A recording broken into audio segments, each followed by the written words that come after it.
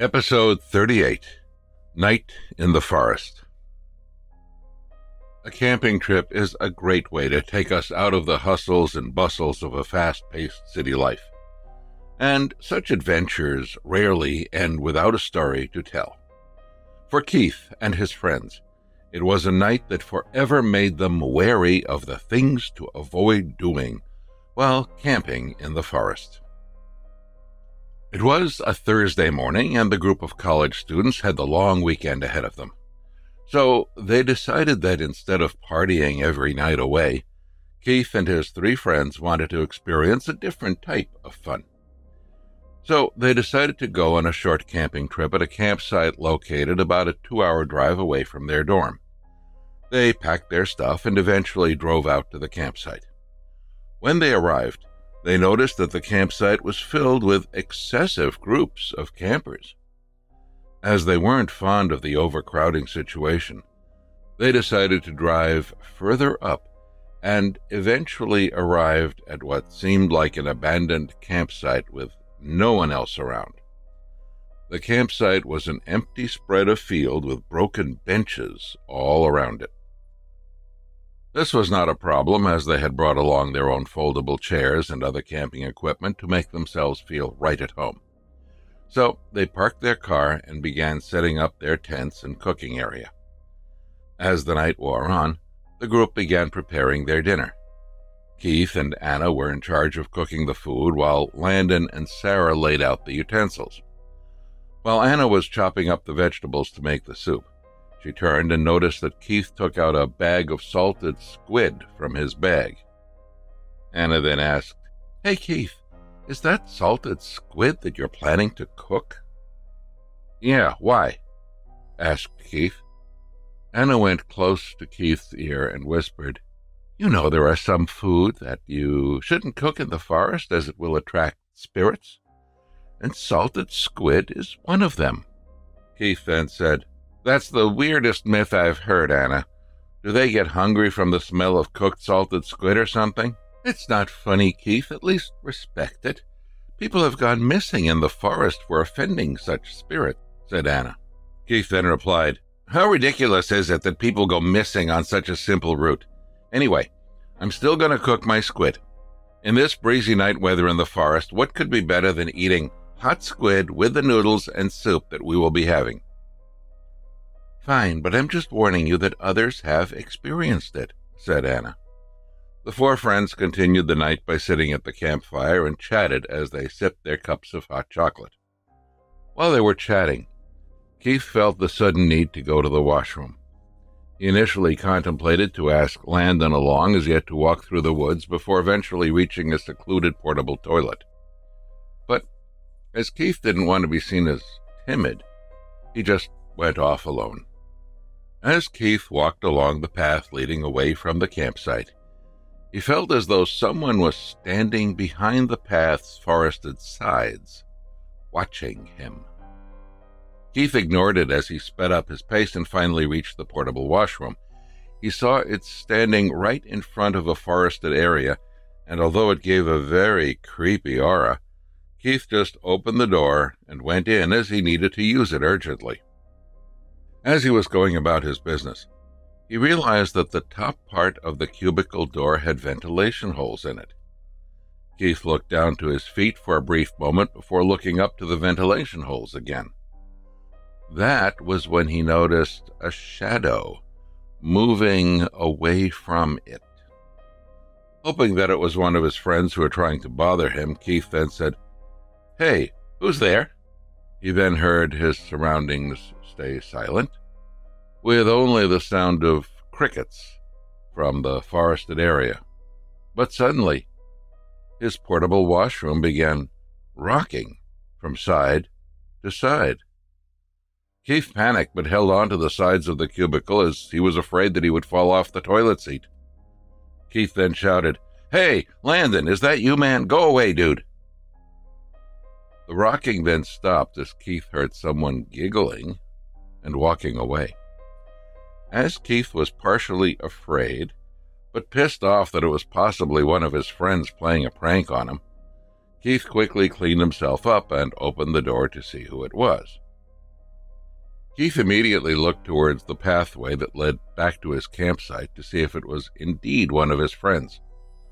However, no one was there. But as Keith turned his head towards the left, he saw the bushes shaking as though someone had jumped into them.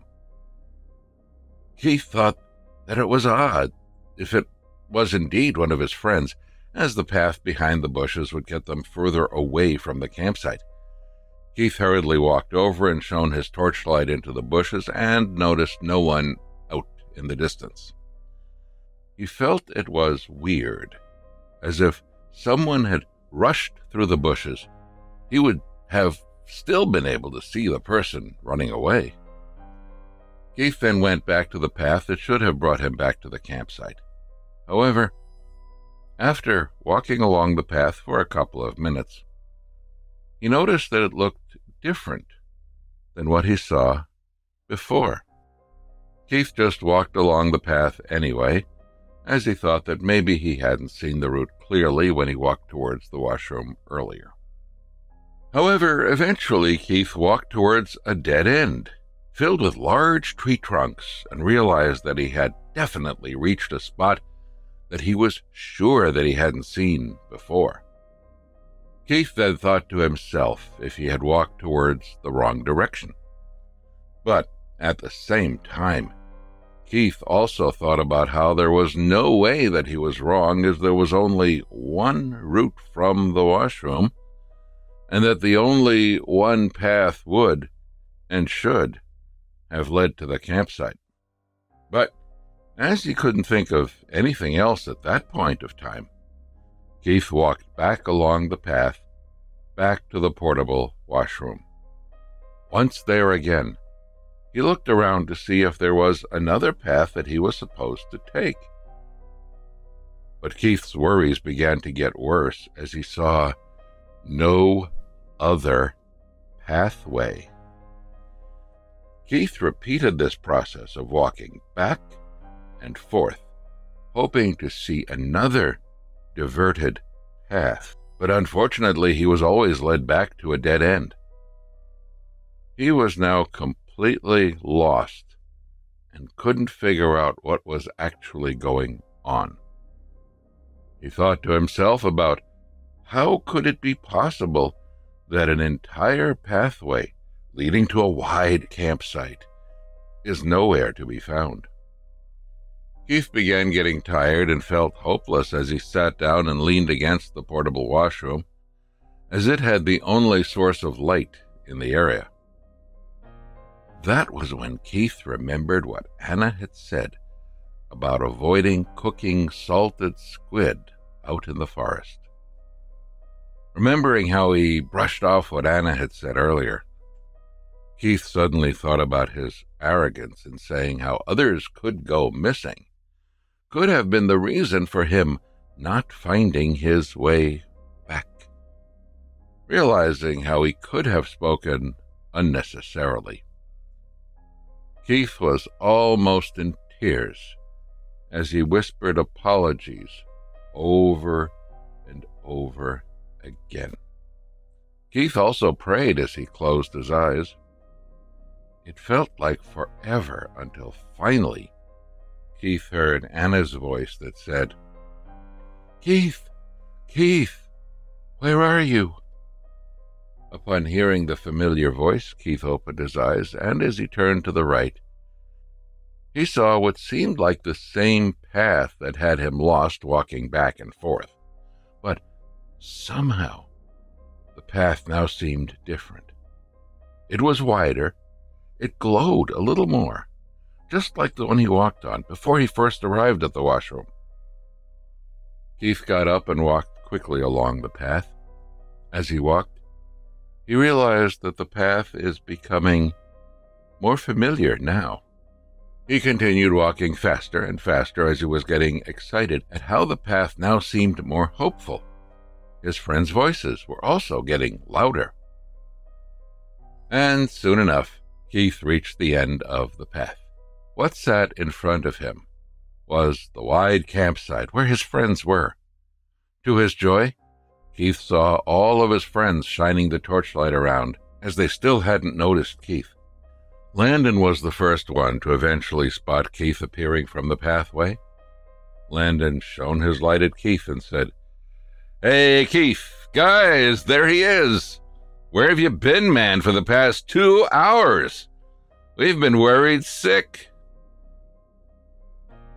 Feeling a great sense of relief, Keith walked forward and hugged Landon as the rest of his friends walked over to check on Keith. They brought Keith back to sit down and asked him what had happened. Keith told them exactly what he had experienced, which led to Anna saying, "I guess they really were offended by what you said and did, Keith. They toyed with you and made you unable to see the campsite, even though it's only a 2-minute walk from the washroom," said Anna. "Yeah, I didn't know that they could do such things. That would be the last time that I'll ever say such stupid things like that again. I'm so sorry, guys. I thought I would be lost forever," said Keith. The group of friends stayed up that night and accompanied Keith as he was still traumatized by what had happened. The group just talked and ate as the atmosphere was largely muted because of the incident earlier.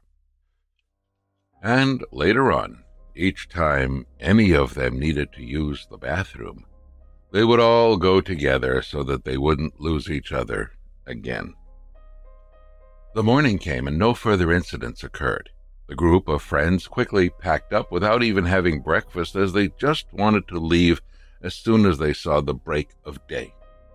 To comfort themselves, they went to the modern comforts of the mall for breakfast that morning before heading home. Even as they got back to the coziness of their city life, the group never forgot what had happened to Keith on that camping trip. Every time they went for another bonding session with nature, they would always think again about what they must not do before going for such trips. They would follow every single superstition, even if the rule is as ridiculous as avoiding cooking a salted squid out in the forest.